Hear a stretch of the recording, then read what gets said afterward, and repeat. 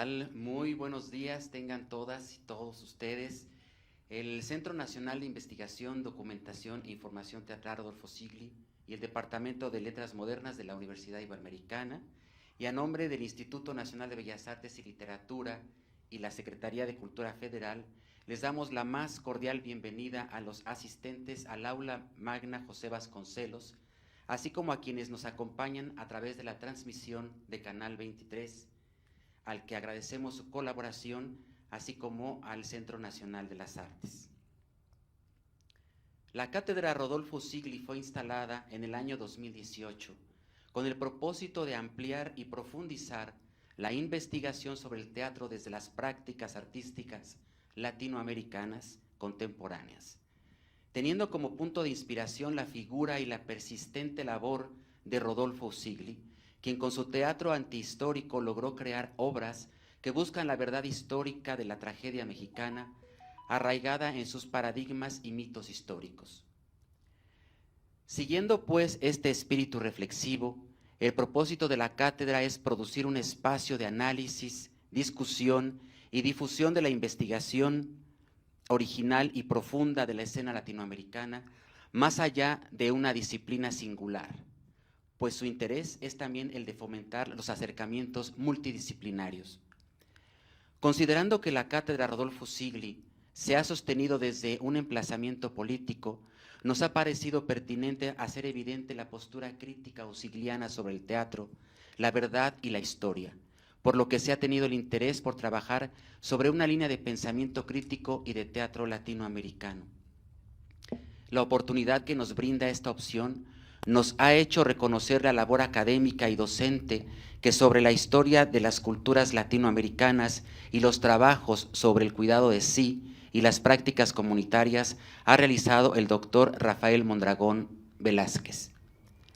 Por ello, y reconociendo su trabajo e interés en los temas de la memoria, la historia y la reconstrucción, y que se relaciona además con múltiples problemas en el ámbito comunitario y relacional, nos complace presentar al catedrático 2023, que con el tema del seminario Poéticas de la Defensa de la Vida en las Artes Latinoamericanas Recientes, se propone trazar una constelación intelectual que tiene su centro en México, pero atraviesa disciplinas, regiones y espacios sociales dentro del ámbito latinoamericano, como él mismo nos lo ha ofrecido, a través de un recorrido por algunas obras teatrales, museografías, proyectos de convivencia experimental, coreografías, obras literarias y performances. El doctor Mondragón dará cuenta de algunos planteamientos con los que artistas y pensadores han respondido a la violencia extrema vivida en México y América Latina en los últimos años. Así, las experiencias que él quiere pensar se presentan como antídoto frente al régimen expresivo del terror, a sus consecuencias en los cuerpos y subjetividades de las víctimas que se piensan a sí mismas como prácticas de cuidado. El doctor Rafael Mondragón es doctor en letras con estudios postdoctorales por la Universidad Nacional Autónoma de México, en cuya Facultad de Filosofía y Letras es profesor. Pertenece al Sistema Nacional de Investigadores, nivel 2. Es investigador del Seminario de Hermenéutica del Instituto de Investigaciones Filológicas y colaborador regular en círculos de lectura, talleres de educación popular y experiencias de trabajo cultural comunitario. Es parte del equipo coordinador de la Historia de las Literaturas en el Instituto de Investigaciones Filológicas de la UNAM.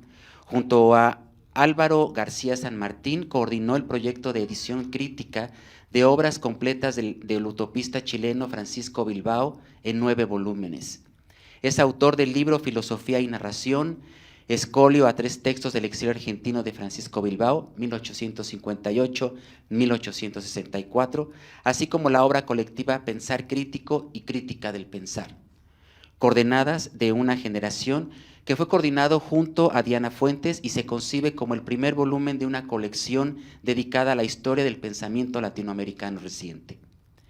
Entre sus publicaciones relacionadas con estudios de la memoria se encuentran Filosofía y Narración, escolio a 3 textos del exilio argentino de Francisco Bilbao, Nuestra filosofía entre 2 silencios, Notas sobre la historia del saber filosófico latinoamericano y sobre su responsabilidad ciudadana, en Otmar Ed y Sergio Urgal de Quintana, coordinadores de la filología como ciencia de la vida de la Universidad Iberoamericana, y experiencia estética y experiencia histórica, una constelación latinoamericana, en el Pensar Crítico y Crítica del Pensar, coordenadas de una generación, en Cuadernos de Consideración Stunam Yot.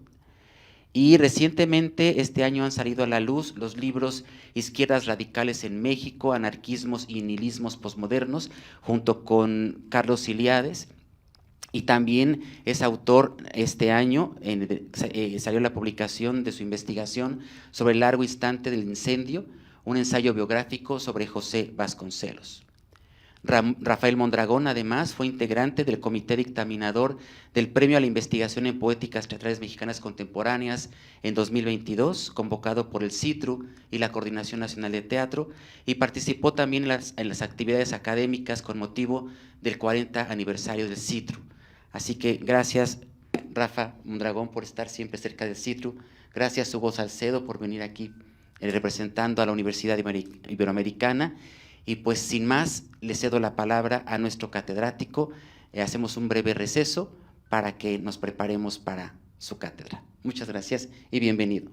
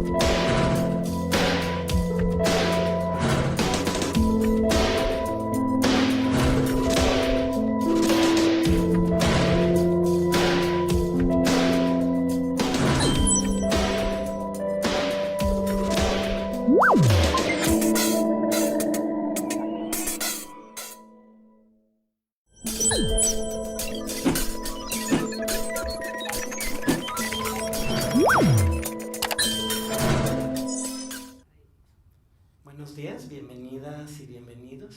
Estoy muy contento de compartir este espacio con ustedes. Voy a comenzar dándole la palabra a otra persona y leyéndoles 3 poemas que vienen de este libro sobre el cual voy a hablar en un momento más.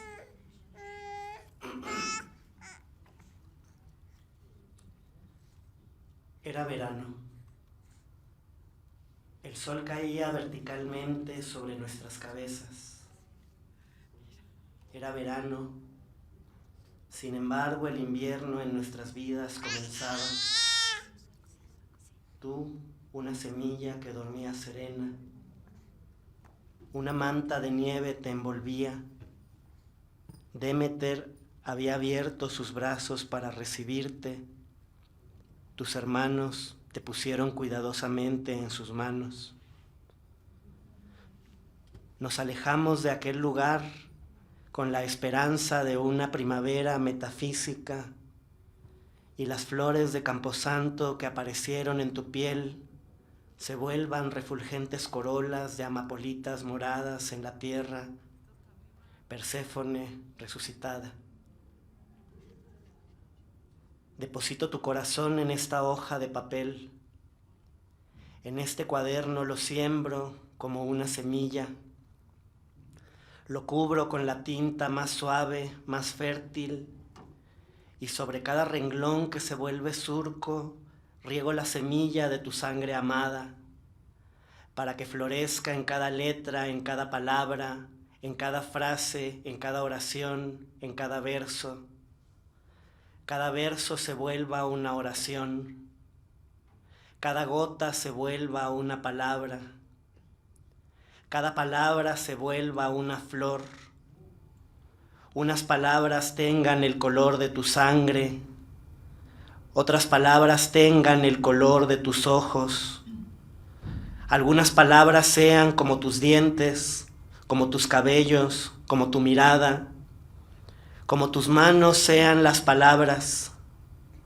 Palabras tengan el color de tus venas, el color azul sea una palabra que amenice, el amarillo sea una pradera de palabras, lila sea una palabra que florezca en los renglones del cuaderno y fluya el rojo de la sangre sobre la superficie de la hoja como si brotaran amapolas a su paso.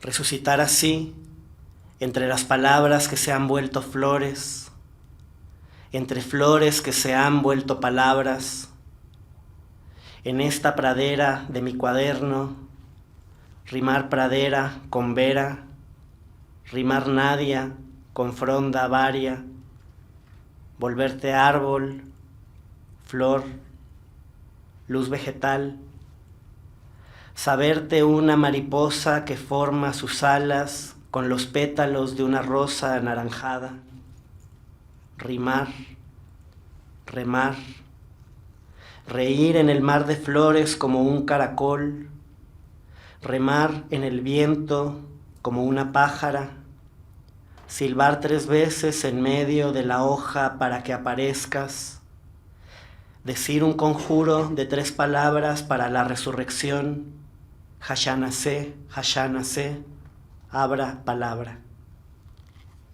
Estos son poemas de Mirta Luz Pérez Robledo, de un libro hecho artesanalmente llamado La muerte no es todavía una fiesta, en honor a su hija Nadia Vera, que fue asesinada en la Ciudad de México, en un departamento en la colonia Narvarte.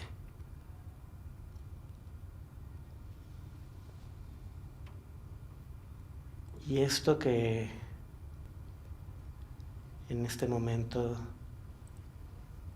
comparto con ustedes es parte de un momento en el que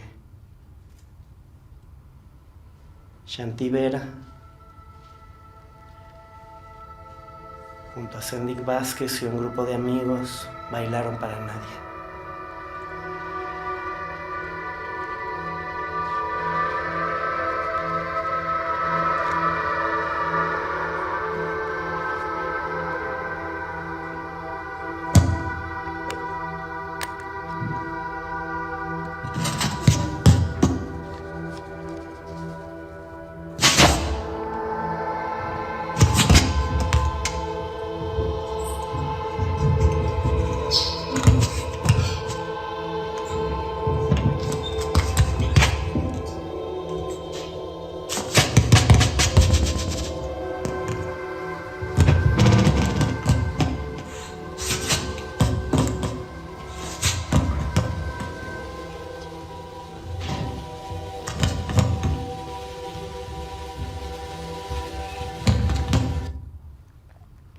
Espérenme tantito.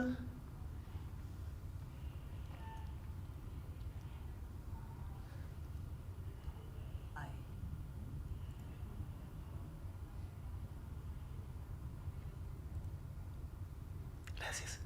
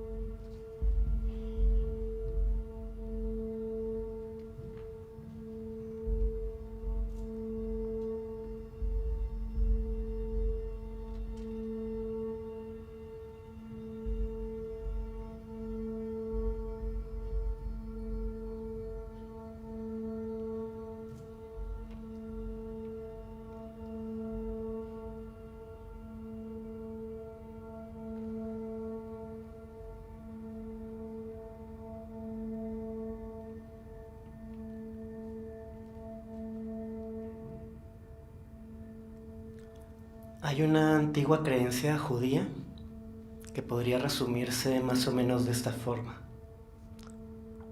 La historia humana, el mundo que hoy conocemos, es apenas un paréntesis abierto entre dos eternidades. El tiempo infinito de la creación y el tiempo infinito de la redención. La historia humana, el mundo que hoy conocemos, corre fatalmente hacia la muerte, la extinción completa. Miremos a donde miremos, la muerte afirma su imperio en el triunfo cotidiano de los poderosos, la humillación de los desprotegidos, la opresión de pueblos vulnerados, el despliegue de una catástrofe infinita que toca también a la naturaleza y sume a quienes contemplan su fuerza en un desconsuelo sin fondo. Y sin embargo, el tiempo infinito de la creación y el tiempo infinito de la redención se filtran en el tiempo de este mundo, de esta historia. En realidad tejen el presente, aportando la estructura secreta que permite el sostenimiento del mundo. Son los pequeños momentos de eternidad en que el instante presente se trenza con la eternidad del origen y la eternidad del porvenir. En ambas eternidades, una pensadora judía, Hannah Arendt, supo leer el pacto con las generaciones. Si bien el mundo corre desde siempre a lo que ella llamaba la ruina inevitable, en los momentos de peligro cada generación ha decidido hacer un pacto con los que vendrán, con gente que no conocerán y cuya existencia no anticipan, pero a quienes aman radicalmente.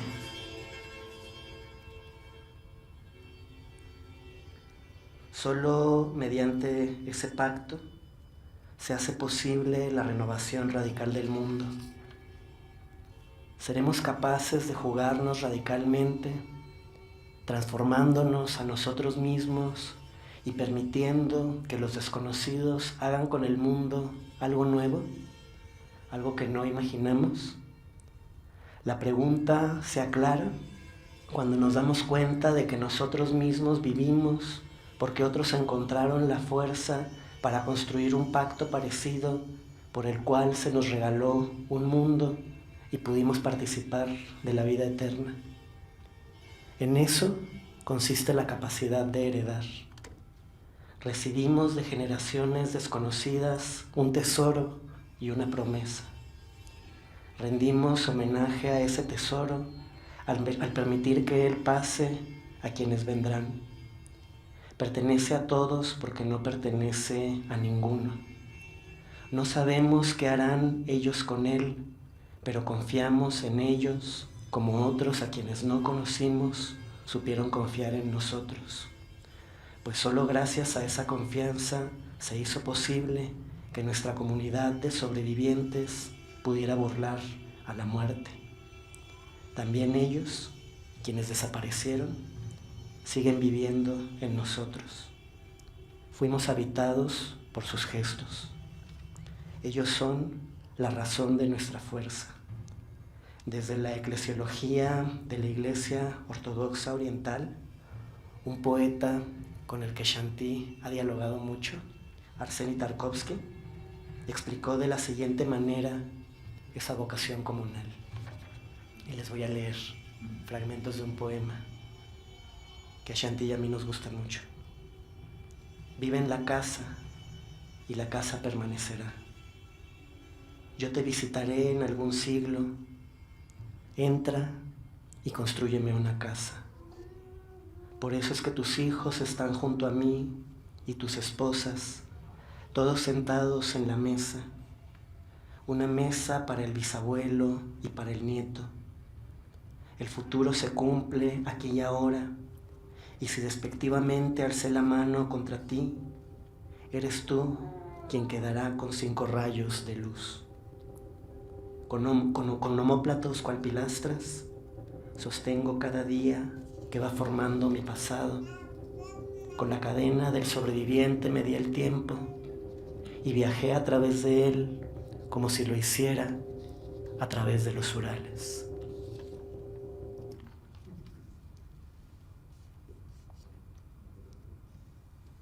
Ahorita voy a regresar a esa pieza para que sigamos conversando de ella.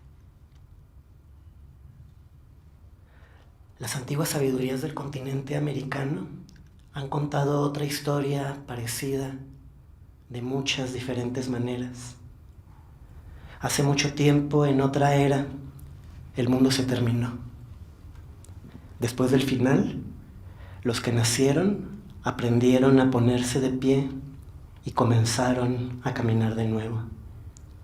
Esa es la historia que yo quiero compartir con ustedes los próximos días, pues hoy pareciera que también terminó un mundo y juzgo importante prepararnos para volver a caminar.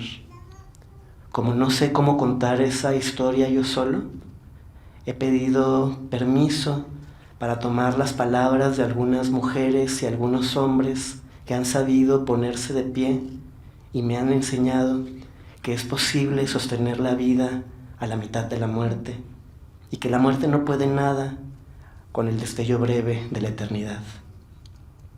El día de hoy comencé con las palabras que me prestó Mirta Luz Pérez Robledo, sus poemas dedicados a su hija Nadia Vera, a quien le arrebataron la vida en 2015, pero que sigue presente entre nosotros. Son poemas que hablan de la paradójica llegada del verano y se acompasan con el ritmo de las estaciones para comprender la muerte como el sembrado de una semilla abrazada por la tierra. En lo que les leí, el cuerpo de la tierra se transmuta en el cuerpo de Nadia y en el cuerpo de las estrellas. Se trata de un cuerpo celeste.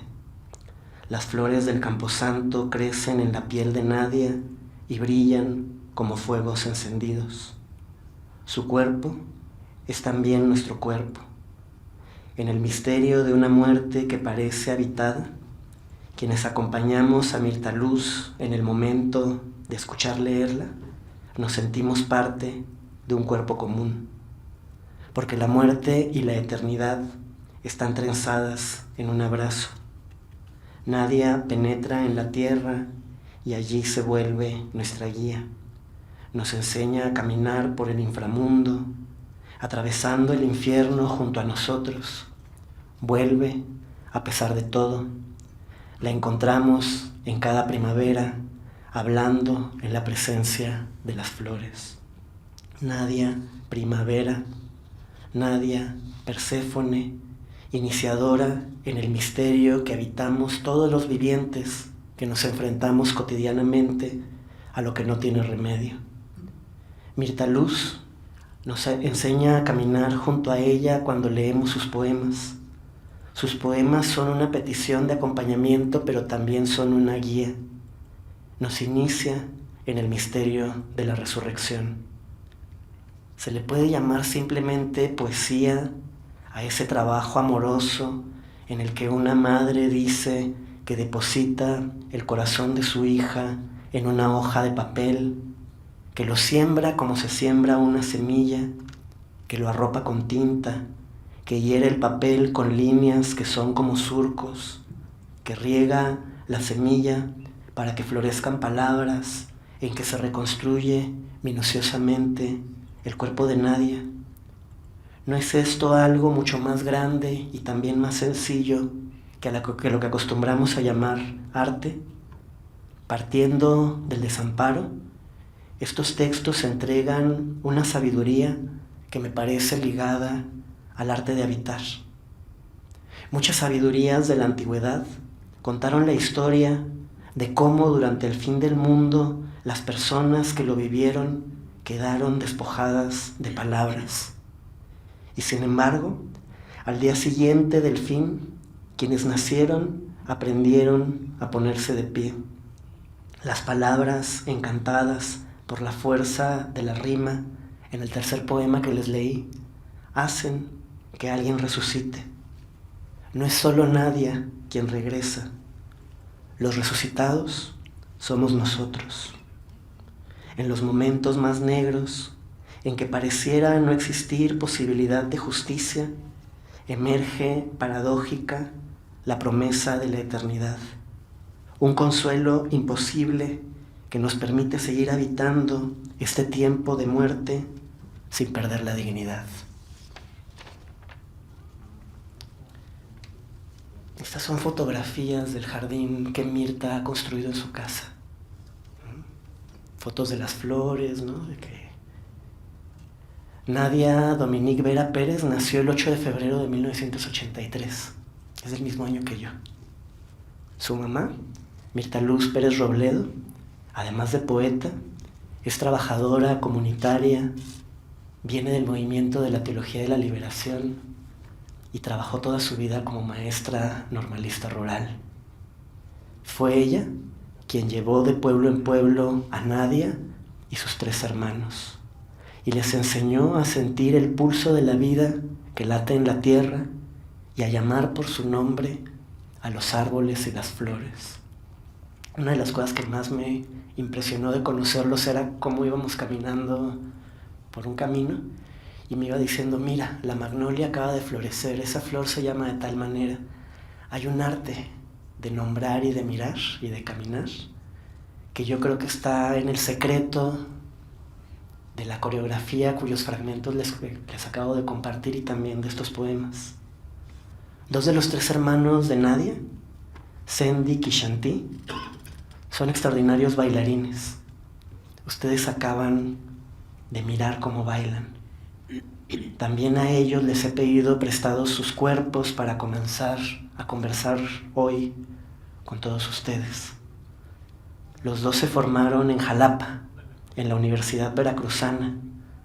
Allá los mandó llamar Nadia después de llegar ella también allí para continuar su formación como antropóloga social que había comenzado poco antes en Chiapas, en la UNICACH.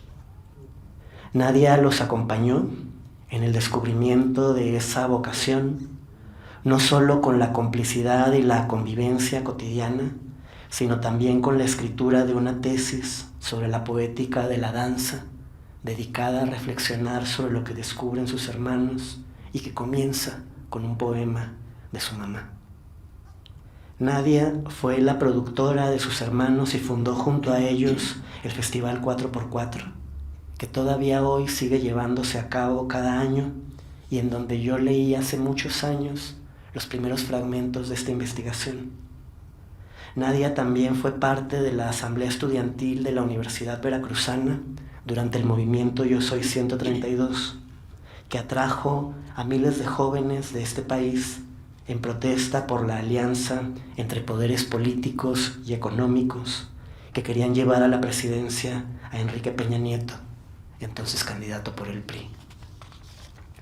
Aunque en sus orígenes el Yo Soy 132 se erigió como un movimiento que evidenciaba la complicidad entre el poder mediático y el poder político y denunciaba la puesta en marcha de un aparato comunicativo que tenía como objeto la legitimación de un fraude electoral, muy pronto tuvo manifestaciones más radicales que denunciaban la connivencia entre el régimen autoritario y antidemocrático del PRI y los medios masivos y la realidad de un país marcado por la violencia, donde grupos criminales y agentes estatales participaban de alianzas y luchaban codo a codo por el control del territorio, sus rutas, sus recursos naturales y su gente, por medio del uso de violencia ejemplificante y de dosis calculadas de terror. En ese sentido, ese movimiento de jóvenes ayudó a masificar el diagnóstico construido por el Movimiento por la Paz con Justicia y Dignidad, iniciado un año antes, en mayo de 2011, que agrupó a los miles de familiares de personas asesinadas y desaparecidas de este país tras la declaratoria de guerra contra el narcotráfico y la consiguiente militarización de México emprendida por el presidente conservador Felipe Calderón. También heredó el proceso de reflexión iniciado el 21 de octubre de 2011 cuando se presentó públicamente la acusación con que dieron inicio las actividades de investigación del capítulo México del Tribunal Permanente de los Pueblos. La titulación de Nadia con esta tesis sobre la danza y estas dos movilizaciones ocurrieron todas el mismo año. En palabras de Pietro Ameglio, ante un país que había normalizado la violencia deshumanizante y había sumido a las personas, también a las víctimas, en un gran dolor, en un encierro y en el terror, el Movimiento por la Paz logró reconstruir una frontera moral desde la cual se hizo posible desnormalizar lo que estaba ocurriendo, desobedecer el terror y enfrentarlo colectivamente. El Movimiento por la Paz con Justicia y Dignidad logró visibilizar el horror y la magnitud de la guerra en el país. Dignificó a las víctimas en su identidad social e historia particular, ayudó a organizarlas y a consolarlas, a que se convirtieran en sujetos sociales de derechos humanos, paz, verdad y justicia. Ayudó a romper la normalización de lo inhumano y el terror de este modelo de paz armada, demostrando que él en realidad agravaba la violencia, era un gran negocio y tenía parte directa asociada en el delito organizado a porciones del gobierno en todos sus niveles, lo mismo que a empresarios y a sectores de la sociedad. En algunos momentos cuestionó de fondo el modelo económico capitalista neoliberal que se nos ha impuesto como reproductor de la pobreza y el desamparo en todos los sectores sociales, especialmente en los niños y los jóvenes. En su constitución, el Movimiento por la Paz tejió redes con los pueblos indios y campesinos que eran las víctimas comunitarias de la guerra de exterminio y despojo que vivía nuestro país. Y asimismo, las 10 audiencias temáticas del Tribunal Permanente de los Pueblos lograron agrupar literalmente a cientos de organizaciones, colectivos, pueblos y personas en un intento por comprender la dinámica de la violencia a la que se estaba enfrentando a lo largo de México para enfrentarla de mejor manera. En Veracruz, Nadia participó en decenas de actividades culturales, conferencias y talleres de danza. Junto a otros integrantes de este movimiento de jóvenes, participó en protestas, ocupaciones y marchas, particularmente contra el gobierno de Javier Duarte, el gobernador priista de Veracruz, a quienes Nadia y sus amigos acusaron de estar aliado con el grupo criminal llamado Los Zetas. En el Veracruz de Duarte, los estudiantes y activistas eran golpeados y encarcelados cotidianamente. Una tarde, un grupo de encapuchados entró a una casa en que vivían 8 estudiantes activistas de la Universidad Veracruzana, conocidos de Nadia, y los atacó utilizando machetes y bats. Algunos de ellos quedaron desfigurados. Un día, Nadia se dio cuenta de que alguien había entrado a su casa mientras estaba fuera porque habían desordenado la casa. Se asustó y decidió huir hasta esta ciudad.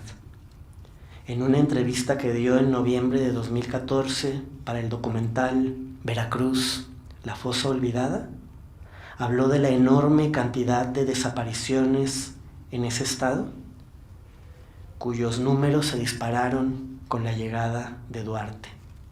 Añadió que los jóvenes se habían convertido en el gran producto en boga, que las jóvenes estudiantes eran raptadas para el tráfico sexual y los jóvenes varones para ser convertidos en sicarios. Añadió que si algo le ocurría, la culpa sería del gobernador. El 31 de julio de 2015, a Nadia se le arrebató la vida en su departamento en la colonia Narvarte, en la Ciudad de México, a unas cuadras de donde yo vivía, junto a su amigo, el fotoperiodista Rubén Espinosa, así como sus compañeras de departamento, Yesenia Quirós y Mile Virginia Martín, y de Alejandra Negrete, quien estaba contratada para hacer la limpieza. Recuerdo haber sido uno más de las decenas de vecinos que llegamos, confundidos y furiosos, a velar afuera del departamento mientras la noticia se iba extendiendo. Ya no sé si era así, pero en mis recuerdos había una llovizna ligera. A los amigos de Rubén, fotógrafos del semanario Proceso, y también recuerdo los altares que improvisaron para que se pudiera santificar ese lugar. Y recuerdo cómo conocí a Shanti en una reunión de artistas y defensores de derechos humanos en el Museo Universitario de Arte Contemporáneo el 16 de junio de 2016. Recuerdo la sensación de desamparo y a un conjunto de personas asustadas por lo que parecía el fin del mundo. Y en medio de eso, a Shanti, tímido como un niño pequeño. Recuerdo que dijo que no sabía muy bien qué decir y que balbuceó que él ya no creía en la palabra justicia.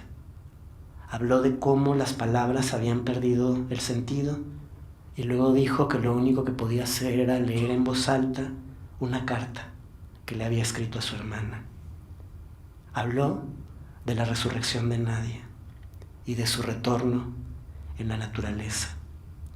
Habló de un infinito consuelo y de un dolor irremediable.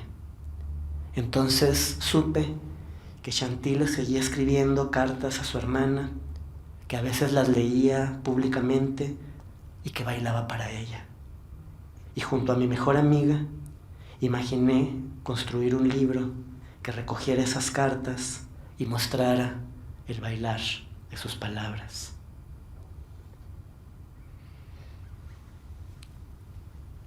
Las imágenes que van a ver son de una coreografía que se llama País Gravedad, que fue hecha para recordar a Nadia, aunque yo creo que todo lo que han hecho Shanti y sus amigos desde entonces pues es un diálogo con ella.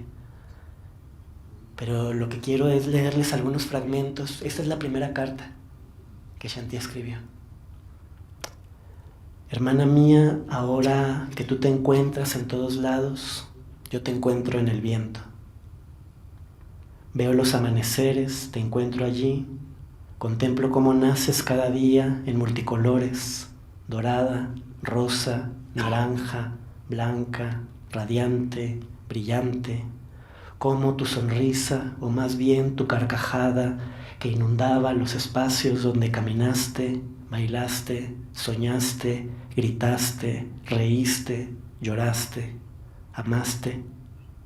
Hermana mía, ahora en los atardeceres te espero y vos caes también en multicolor, rosa, rosa, naranja, violeta, violenta, azul, y de pronto tomas la luna y el sol y los sostenés ahí por un tiempito para que yo pueda comprender por qué son multicolor.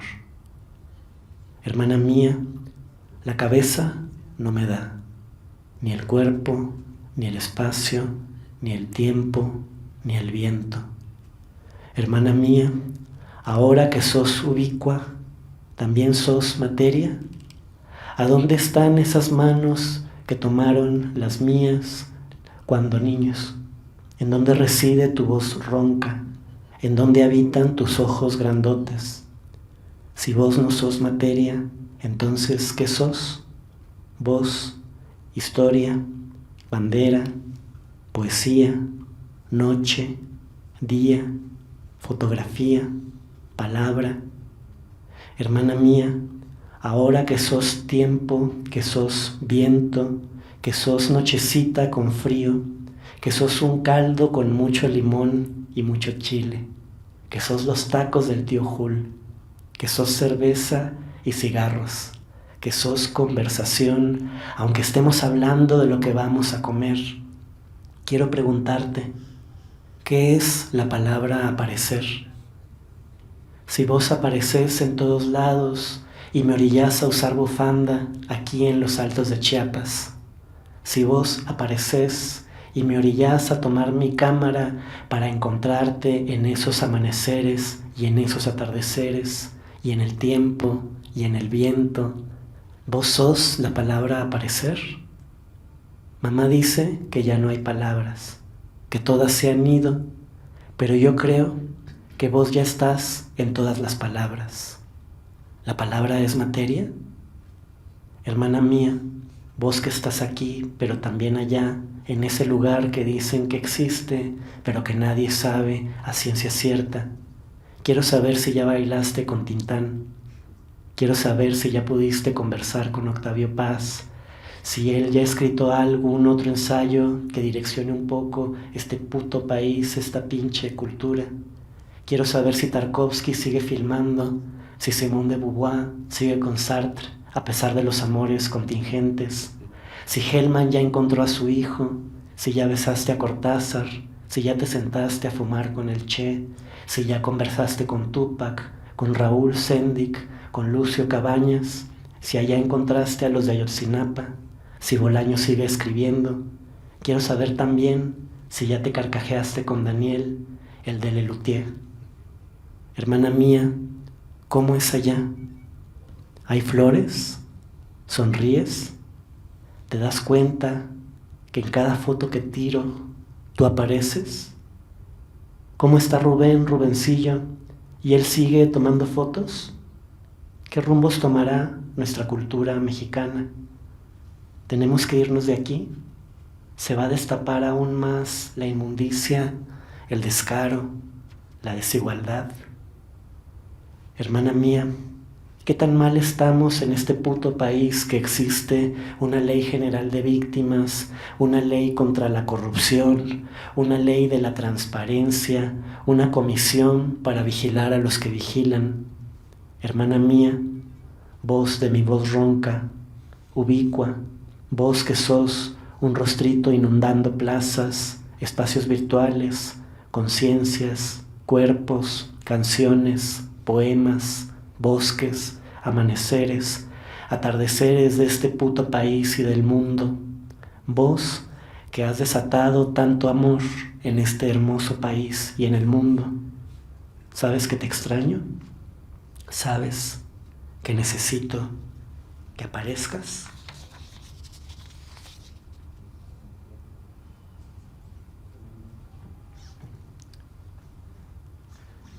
Después conocí los poemas que Mirta Luz había comenzado a escribir varios meses después del asesinato de su hija, cuando había logrado salir un poquito del estado de estupor a la que le había llevado el dolor. En una conversación que tuvimos para preparar esta investigación, me dijo, y la voy a citar, que la intención era tejer un lienzo para envolver su cuerpo celeste, porque no pude envolver su cuerpo físico. Y también me dijo, hacer una invitación para las personas sensibles que algún día leyeran esto, no sabía cuándo, para que ellas también tejieran un lienzo para cuidarla y protegerla. ¿No? Y está esta metáfora que me parece bellísima, ¿no? En donde crear es tejer, pero también observar es tejer, ¿no? Cuando escuché estas palabras entendí por qué la primera vez que la había escuchado leer tuve la sensación de que sus poemas estaban más cerca de la magia que del arte, más cerca de la plegaria o de la oración que de lo que usualmente llamamos poesía. Esa vez estábamos en San Cristóbal de las Casas. Invitado por Chantilla, había ido a presentar este librito del que les acabo de leer en el Festival 4x4. Eso que tenía el nombre de festival, hasta había ganado una beca de Iberescena, en realidad era algo mucho más sencillo y más poderoso. Éramos un grupo de personas, algunos amigos en vida de Nadia, otros amigos que nadie había ido juntando después de su muerte, que dormíamos en la misma casa, pasábamos la mañana conviviendo lentamente y mostrándonos algunas cosas que habíamos reflexionado, creado o sentido. En el programa eso tenía el nombre de talleres. Y en las tardes mostrábamos en funciones públicas algunas de esas creaciones. Sin haber conocido personalmente a nadie, la sentí creciendo como una fuerza vegetal que nos impulsaba a conocernos y a volvernos amigos entre desconocidos. Shanti y Sendik nos llevaron a caminar la montaña. La noche en que presentamos el libro, Mirta Luz se acercó con paso tímido a la mesa. Encendió una vela, estaba apagada la luz, y comenzó a recitar sus poemas. A mí me pareció que estaba cantando. Era un canto de protección que se desenvolvía desde la mesa en círculos concéntricos.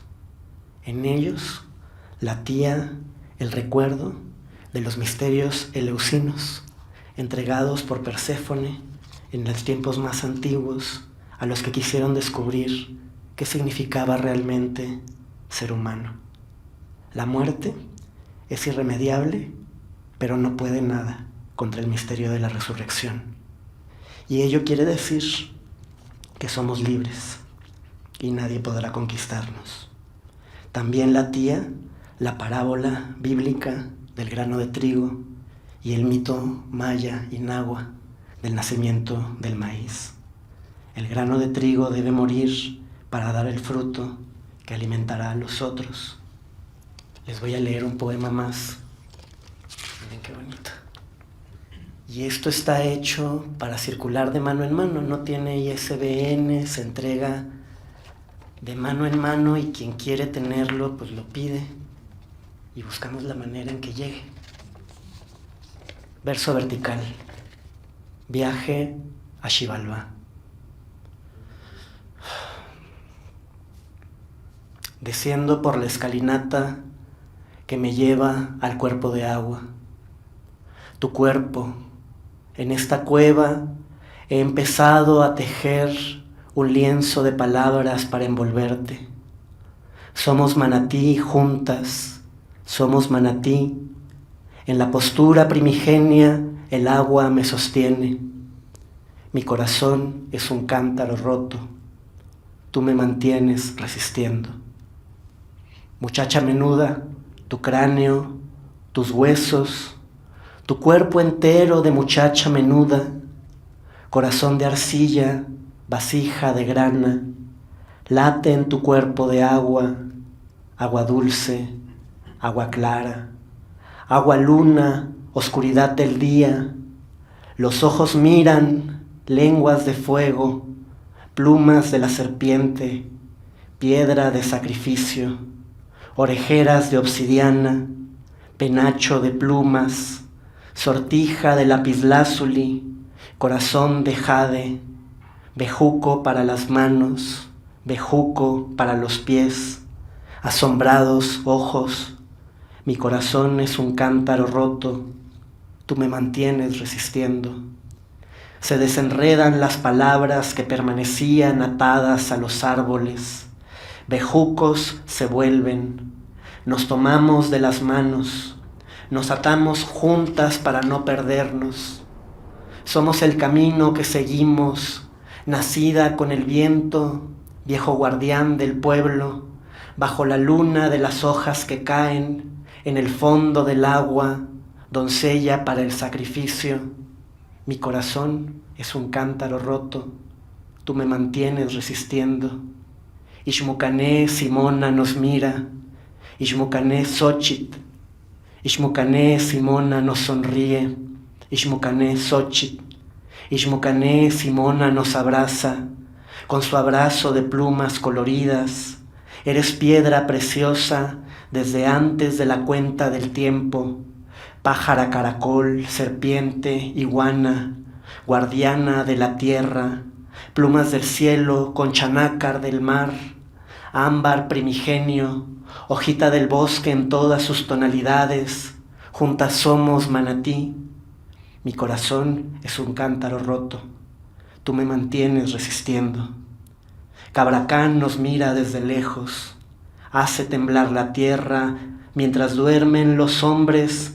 Esa ciudad ya no es la misma, dice. Ellos agritaron las palabras.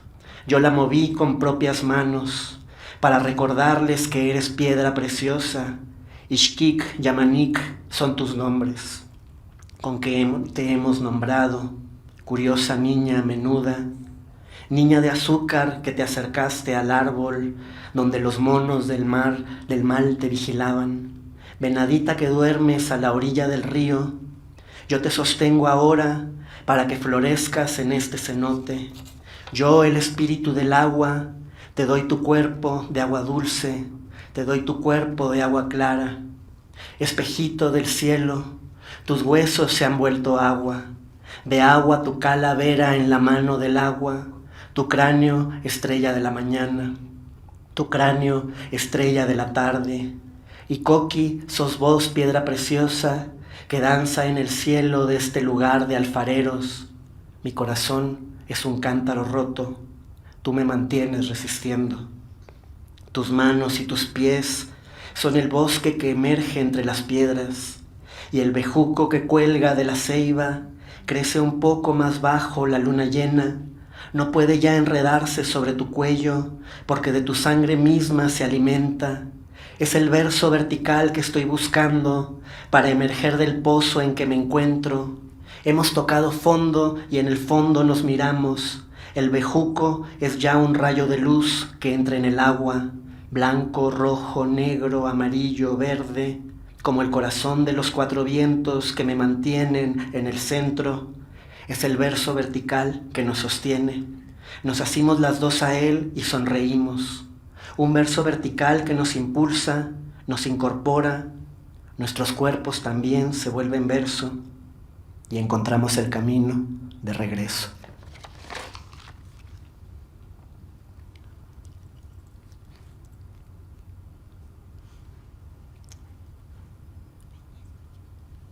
En una conversación, Mirta Luz me dijo que estos poemas nacieron primero como canciones de cuna que ella cantaba para su hija en el espacio natural donde están sus cenizas, y que fueron el inicio de un jardín que después fue creciendo y cuyas fotos les acabo de compartir. Me habló de cómo después tomó la decisión de publicarlos, y la voy a citar. Escribir acá es devolver ese favor que me dio la humanidad al regalarme el lenguaje. Y también me dijo que se trataba del deseo de dejar algo que ayudara a otras personas que, como ella, tuvieran alguna vez que atravesar lo irremediable. Y además habló de la voluntad de interpelar a los otros para que la ayudaran a tejer el manto. La voy a citar. Llega un momento en que necesitas un intermediario para seguir protegiendo. Y a veces ese intermediario no te escucha o no te mira. Shanti, Mirta, Sendik y muchas otras personas participan de un movimiento que no solo compete a la danza o a la poesía. Como les decía también, siendo obras extraordinarias, me parece que lo que las vuelve más valiosas es algo más sencillo y más profundo que lo que acostumbramos a llamar arte. Se vincula a la capacidad de construir un lenguaje que acoja nuestra experiencia doliente y rescate, restañe nuestra humanidad perdida. En el año 2012, un año después de que Nadia se hubiera titulado, la red de periodistas de a pie publicó en la editorial oaxaqueña Surplus un libro colectivo llamado Entre las cenizas, historias de vida en tiempos de muerte. Ese libro tuvo una importancia excepcional porque visibilizó las reflexiones de un conjunto de periodistas, artistas, luchadores sociales y personas comunes y corrientes que habían reflexionado en los años anteriores y se habían dedicado a contar la violencia desatada en México a partir de la llamada guerra contra el narcotráfico. Como explicaron Marcela Turati y Dani Rea en el prólogo con que inició ese libro, el experimento nació como reacción ante el horror que se volvió condición del país, lo mismo que ante lo que ellas llamaron el lenguaje estilizado del asesinato, que construyó un registro estético desde el que se volvió natural hablar del horror y denunciar los excesos de la guerra. En ese tiempo, 2012, el diagnóstico que hicieron estas mujeres sobre las consecuencias de la violencia en la construcción de un lenguaje que nos da forma, arrojó una clave inédita para pensar los vínculos entre expresión y terror. Por eso ese libro fue leído por un conjunto amplísimo de personas, más allá del ámbito propiamente periodístico. Circuló entre artistas teatrales, bailarines, miembros de colectivos y organizaciones, académicos y estudiantes. Ayudó a trazar los vínculos de una comunidad posible en torno de la cual fuimos creciendo en las décadas que siguieron. Unos y otros nos dimos cuenta de que las periodistas de a pie, hay algunos varones, pero habría que pensar por qué casi siempre estos son grupos de mujeres, estaban denunciando las formas de expresar la violencia que, existiendo en el medio social, ayudaban a la producción de la parálisis y la desesperanza, fortaleciendo los procesos aterrorizantes que trataban de denunciar. Los códigos del relato usuales en el periodismo, pero también en las conversaciones cotidianas, el trabajo académico, el llamado arte político y el lenguaje de la denuncia de las organizaciones sociales, reproducían y ampliaban el efecto del terror que los perpetradores habían intentado construir en los testigos directos e indirectos de la violencia, nosotras y nosotros. Por eso, si se quería combatir el horror, era necesario aprender a contar lo que vivíamos de otra manera. Para decirlo en palabras de las autoras, era necesario, les voy a citar, ensayar o tal vez construir un periodismo, cambien la palabra periodismo por la que ustedes quieran, de esperanza, de exploración de lo posible, de construcción de paz, que provoque la indignación y que invite a la acción, que encuentre y cuente las historias de personas que, manejando su miedo, esbozan una respuesta a la pregunta que nos persigue: ¿qué podemos hacer? De esa manera, Marcela Turati y Daniela Rea entraron, quizás sin saberlo por completo, en una discusión que lleva mucho tiempo en nuestro continente y en cuyo marco se interroga por el funcionamiento del miedo y el terror en cuanto a herramientas políticas de desubjetivación de los grupos y las comunidades, y que también se pregunta por la recuperación de la experiencia de la lucha en cuanto condición de posibilidad ineludible para la creación de una cierta capacidad colectiva de actuar en la historia, así como para la organización de un arte de contar con compasión que logre enfrentar el terror por medio de la revisibilización de lo que el terror ha invisibilizado. No solo nos arrebataron a nuestros hijos, denunció algunos años más tarde la madre de uno de los 43 estudiantes desaparecidos de la Escuela Normal, Raúl Isidro Virgos de Ayotzinapa. También nos arrebataron, dijo ella, la posibilidad de llorarlos. Esa posibilidad se relaciona con la construcción de un ámbito simbólico desde el cual se pueda recordar y transmitir el sentido que tuvo la vida de esos hijos, más allá de los registros revictimizantes de la víctima desaparecida o asesinada. Por eso, también tiene que ver con un lenguaje que ha sido vaciado de sentido y con una palabra prometida a la que sentimos que tenemos derecho. O como dicen Marcela y Daniela en el libro que les estoy citando, nuestro punto de partida fue que esta guerra no merece ser contada solo desde la sangre, desde la brutalidad, desde el sinsentido de los asesinos uniformados y no uniformados. Merece ser contada desde la dignidad de los sobrevivientes, desde las costuras invisibles del amor que se asoman entre las ruinas, desde las personas sanadoras de almas, desde quienes se hicieron escuchar cuando salieron a las calles a gritar su verdad en público, desde las que se organizan con la inquietud de hacer algo. Como los poemas de Mirta Luz y las cartas y las coreografías de Sendik y de Shanti, y como otras experiencias que comentaremos en los próximos días que vamos a estar juntos, las narraciones de las periodistas de a pie buscaban convocar a una comunidad pequeña que se construía en el acto cotidiano de la lectura, la escucha, el estar juntos y la recreación de las palabras, y que fortalecía su hacer en el momento cotidiano de contar. De esa manera, las narraciones intentan abrir un espacio para la organización y se proponen como propedéutica contra el terror. Las respuestas que dan estas personas no son recetas. No hay una única manera de enfrentar el fin de un mundo que se nos ha venido encima. Y yo creo que eso está bien. En alguna reunión con Daniela Rea, Daniela lo dijo en palabras que me parecieron muy esperanzadoras.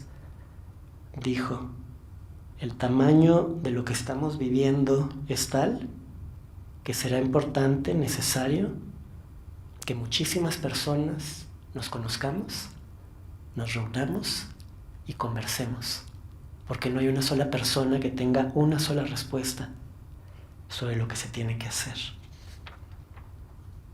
Quiero mostrarles un pedazo más de esta coreografía que se llama Disolver. Lo que estamos viendo es el registro que generosamente me prestó Shanti de lo que fue el estreno de esta pieza en el Palacio de Bellas Artes el año 2018.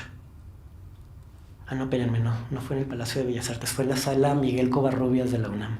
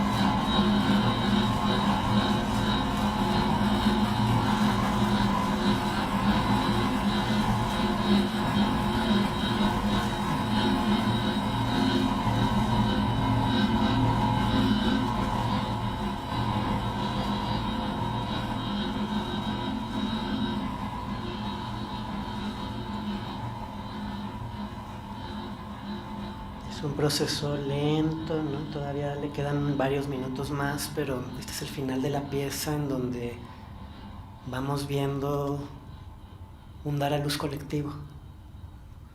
La placenta. Hay una filósofa argentina que trabaja con bebés, María Emilia López, creo que nos está escuchando. Viene seguido a México porque acompaña procesos de crianza con niños muy pequeños. Y yo creo que no solo es una persona que trabaja con bebés, es una gran pensadora, y ella habla de la placenta social, ¿no? Esa segunda placenta cultural colectiva, ¿no? que somos todos y todas, que ayuda a que los niños terminen de nacer.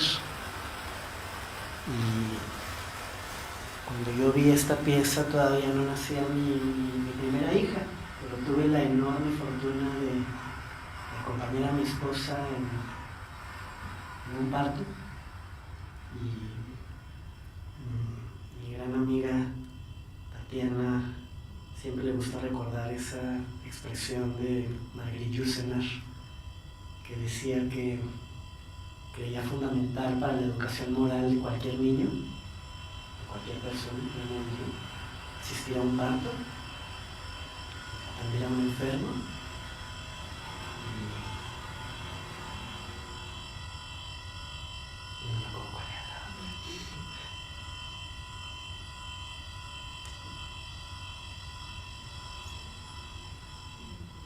Es difícil saber de qué tratan las obras en las que no hay palabras, ¿no?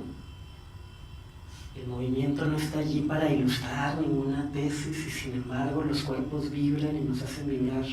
Incluso algo de esa vibración se transmite cuando vemos algo de esto que ocurrió años atrás en la televisión. En este tipo de piezas comprender es resonar. Una obra de danza buena usualmente tiene el efecto de hacer que quien la observa sienta el deseo de ponerse de pie y comenzar a bailar. Como les contaba, Disolver fue estrenada el año 2018. Cuando la vi junto a un grupo de amigos, la mayoría de ellos no venían de la danza, eran defensores de derechos humanos y miembros de organizaciones sociales. La sensación que compartimos cuando terminó la pieza era el deseo de levantarnos de la silla, subir al escenario y abrazar a los desconocidos que habían estado bailando. Los queríamos consolar, sostener en nuestros brazos y al tiempo agradecerlos porque nos habíamos sentido sostenidos. En la conversación que tuvimos después coincidimos en que la pieza nos había hablado del cansancio que enfrentan las personas dedicadas a cuidar la vida. En la pieza nos sentíamos también nosotros junto a tantos amigos y amigas que se dedican a escuchar testimonios de violencia, defienden jurídicamente a familiares de víctimas, redactan notas periodísticas y tratan de contener el dolor social. Ese cansancio, sobre todo, ¿se acuerdan del inicio de la pieza? Había emergido en esa pieza que nos parecía delicada, casi desnuda, en su sobriedad. La escenografía de Disolver sitúa la obra en el día posterior al fin. Habla de las personas que sobrevivimos y honra lo que permanece. Esta pieza fue comisionada por Danza UNAM para conmemorar el aniversario del movimiento del 68, pero si uno no lee el programa de mano, el espectador ni siquiera se da cuenta. No hay en la pieza consignas y tampoco hay el deseo de mostrar imágenes cruentas. Tampoco cede a la tentación melancólica de la mitología política. El programa de mano apenas habla de que la pieza trata de la búsqueda de un cuerpo faltante, de hacer crecer los mundos que somos y de un verbo que se escapa, que insiste y que resiste. Cuando les mostré el inicio de la pieza me pasé los primeros 4 minutos porque al principio la escena estaba vacía. Solo están esos 3 triángulos suspendidos que se balancean con mucha suavidad y están vivos. porque dentro de ellos florece la vida. Plantas de distinto tipo, una especie de jardín que pende a punto de caer al vacío. A partir de País Gravedad, las piezas de este grupo de amigos tematizan una y otra vez esta idea de estar a punto de caer, el pender. Quizá es una metáfora de nuestra vulnerabilidad. Esa metáfora se repite corporalmente a lo largo de toda la obra, que está llena de cuerpos a punto de caer y que para no golpearse y hacerse daño deberán ser cuidados por los otros bailarines.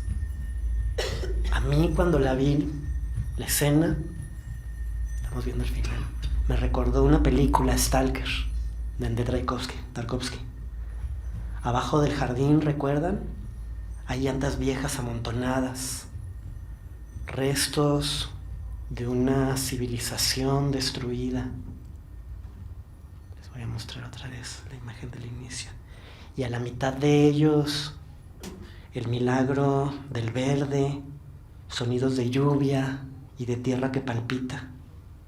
Alrededor de esas llantas viejas danzarán cuerpos que al principio tienen la torpeza de las cosas que nacen, cuerpos que chocan entre sí, se estorban, tiemblan, miran confundidos alrededor suyo, como si fueran niños, aprenden a caminar, no saben acariciarse, cuando se tocan se hacen daño sin querer, jalan los cachetes del otro, meten en la boca la mano para saber si se la pueden comer.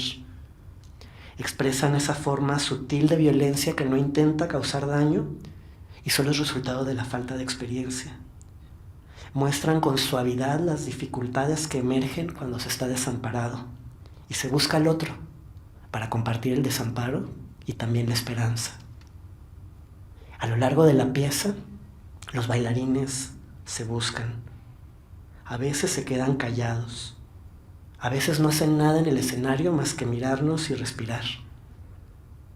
Miran a los espectadores, de hecho así comienza. Hay dos bailarines, uno nos mira directamente y el otro mira a quien está mirando. Nos obligan a dejar de pensar que estamos viendo una obra. Nos invitan sencillamente a pasar un momento con ellos. A veces también los bailarines dejan de bailar como si fueran personas. Los cuerpos devienen plantas o herbívoros gentiles que caminan a lo largo del escenario. Mis amigos y yo estábamos impresionados de haber sentido empatía hacia esos seres que sentíamos no humanos. A pesar de saberlos plantas, minerales o bestias, habíamos sentido su dolor y su ternura. Resonábamos junto a ellos. Y es que la obra dibuja una ética del cuidado de la vida que no es antropocéntrica. Nos muestra que hemos sido acompañados por muchos tipos de presencias en la lucha por sostenerla. En la segunda parte de la obra, los intérpretes intentan mover las llantas lentamente de un lado a otro del escenario. Si ustedes vieron en la iluminación, como que hay un trazo escénico en diagonal que marca un camino de ida y de vuelta que la obra, digamos, que estructura toda la obra.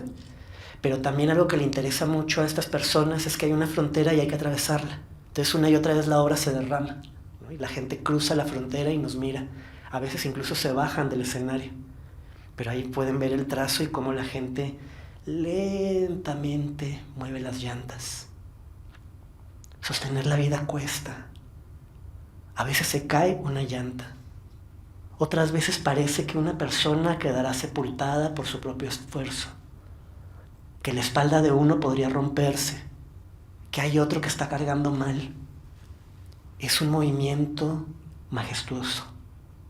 Una épica sutil, casi invisible. Un filósofo marxista argentino que fue fundamental en la apertura de los juicios del nunca más, León Rosichner, recordando los planteamientos de otro filósofo más antiguo, Simón Rodríguez, el maestro del Libertador, escribió una vez que todo ser humano tiene que nacer dos veces. La primera vez nace de forma individual, pero no está terminado de formar. Es frágil. necesita de otras personas. El segundo nacimiento es colectivo e histórico. Es posible en la medida que nos encontramos con otros y construimos proyectos comunes que vuelvan posible enfrentar la desigualdad, el desamparo, la escasez. En el final de Disolver, ustedes les acabo de mostrar el final, los intérpretes ensayan la imagen de un nacimiento colectivo. Uno de ellos, que no se veía muy bien porque hay que verlo en persona, ¿no? Pero hay uno que abre las piernas y permite que el otro nazca, y luego el otro abre las piernas y vamos viendo cómo se van dando luz unos a otros. Van rasgando un velo. En medio de las dificultades, de la violencia, de la falta de comunicación, recuperan juntos su condición de vivientes, se disuelven y permiten la emergencia de un cuerpo común. Como pasa también de otra forma en los poemas de Mirta, ¿no? Que también habla de construir un cuerpo común y la idea de que cuando nadie nace, renace a pesar de todo. Quienes renacemos somos nosotros. Y por eso podemos enfrentar la tristeza. La luz se va apagando conforme el cuerpo colectivo va emergiendo. En la esperanza frágil que nos deja ese cuerpo, se encuentra la explicación de por qué, a pesar de todo, vale la pena bailar. No solo se trata de arte, se trata de enfrentar esta máquina de guerra que desde hace algunos años vivimos en todo el mundo y que ha tenido efecto en nuestros cuerpos y lenguajes. Ellos son un campo de batalla en que se juega la capacidad subjetiva para enfrentar la guerra de manera organizada y sostenida. En esos cuerpos y esos lenguajes se juega la posibilidad de vencer al terror y a la tristeza. Y termino esta sesión introductoria así. Se trata de la posibilidad también de construir lo que hace mucho tiempo el maestro Augusto Boal llamó un escenario, un espacio estético. Un espacio estético, decía Boal, es un lugar construido simbólicamente de forma tal que lo que allí ocurre pueda ser observado de nuevo. De pronto algunos aditamentos mínimos, una manera especial de entonar la voz, de mover el cuerpo, como yo lo estoy intentando hacer también, o una forma especial de atención, vuelven visible algo que estaba ocurriendo, pero que en otras ocasiones se nos escaparía. Esa observación, decía Boal, ocurre al tiempo de tres formas distintas. Hay un conjunto de personas que observa el hacer de alguien. Al mismo tiempo, ese alguien que hace se observa a sí mismo porque se sabe observado en la mirada de los otros. Y también las personas que observan comienzan a observar su observación. De esa manera, lo que Boal llamaba espacio estético logra construir al mismo tiempo tres operaciones. Sentimos que sentimos, sabemos que sabemos, pensamos que pensamos. Se trata de la posibilidad de recuperar la mejor parte de nosotros mismos, que nos fue arrebatada por la guerra cuando ella comenzó a habitar nuestro lenguaje, nuestro cuerpo y nuestra forma de mirar y de no mirar. Se trata de la construcción de una mirada que nos permite recuperar el mundo, recuperar a los demás y recuperar también nuestra propia experiencia. No hay una única receta para lograrlo. No hay una única manera de contar, por suerte, porque no hay una única manera de ponerse de pie. Por eso aquí vamos a hablar de poéticas y no de poética. Desde esa perspectiva, me parece, se puede pensar el alcance también de algunas artes escénicas. El elemento fundamental de un espacio estético es para Boal un escenario. Pero también construimos escenarios en otros lugares del mundo social. Cuando se habla de la dimensión estética de un proceso organizativo, una marcha, un plantón, una asamblea, una acción de desobediencia civil, No nos estamos refiriendo primariamente a la dimensión de espectáculo que pueden tener esas acciones, a su potencial para desatar emociones intensas o su elaboración en términos artísticos, o al menos esos no serían los elementos fundamentales de esa acción desde la perspectiva que nos regalaba Boal. Desde ella, una marcha, un plantón, una asamblea, un proceso organizativo o una acción de desobediencia civil tienen una dimensión estética en la medida en que logran crear condiciones para observar algo que se mantenía inobservable, volviendo visible un resto en el orden del pensar, el sentir y el saber, que puede ser importante en el momento de reconstruirnos para enfrentar la realidad en sus aspectos más dolientes. En medio de lo que estamos viviendo, es importante celebrar lo que hemos aprendido a hacer. Y yo me siento muy contento de tener este espacio para celebrar un poco de lo que he aprendido. Cuando compartí esta pregunta, ¿qué podemos hacer?, descubrí que no tenía respuesta y empecé a caminar a buscar quiénes compartían la pregunta. Si les parece bien, aquí hacemos una primera pausa y ahorita regresamos.